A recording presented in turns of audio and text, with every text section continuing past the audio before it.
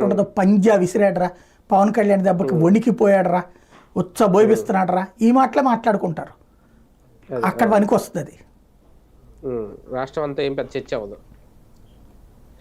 Right. ఇదే నేపథ్యంలో ఈ పవన్ కళ్యాణ్ గారి దూకుడు, ఈ హడావుడి అంటే పౌర సరఫరాల శాఖ మంత్రి నాదెండ్ల మనోహర్ కూడా జనసేనకు సంబంధించిన వ్యక్తే కాబట్టి టీడీపీ ఇటువంటి క్లెయిమ్ చేసుకోలేకపోతుందా? రేపొద్దున్న తమ్ముళ్లలో ఈ దూకుడు కావాలనే కనబడట్లేదా? అక్కడ కంట్రోలింగ్ మెథడ్ ఉంది కాబట్టి సైలెంట్ అవుతున్నారు. వాళ్ళకి ఇప్పుడు వాళ్ళు సుదీర్ఘ రాజకీయ అనుభవం ఉన్నటువంటి వాళ్ళు, ఈ లెక్కలని తెలుసు వాళ్ళకి, తెలియని అమాయకులేం కాదు కదా.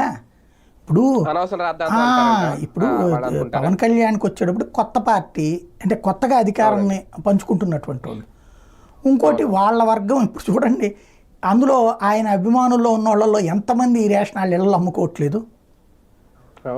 ఇప్పుడు వాళ్ళ అభిమానులు అందరూ ఎక్కువ మంది పాపం చిన్న చితక పనులు చేసుకుంటూ బతికేటటువంటి వాళ్ళే, పవన్ మా దేవుడు అని ఫీల్ అయ్యేటటువంటి వాళ్ళు. అలాగే నేను అక్రమం అన్నాక వాళ్ళు సక్రమం అనలేరు. అదే అనేది పవన్ కళ్యాణ్ పట్టుకోవడం అక్రమం, వాళ్ళ అమ్మ వాళ్ళ ఇంట్లో వాళ్ళు అమ్మేసింది సక్రమం. కాబట్టి దీంట్లో ఎక్కడ ఆలోచిస్తారు? అది తెలుగుదేశం వాళ్ళకి తెలుసు, 40 ఏళ్ళ నుంచి రాజకీయాలు చూస్తున్న వాళ్ళు కాబట్టి.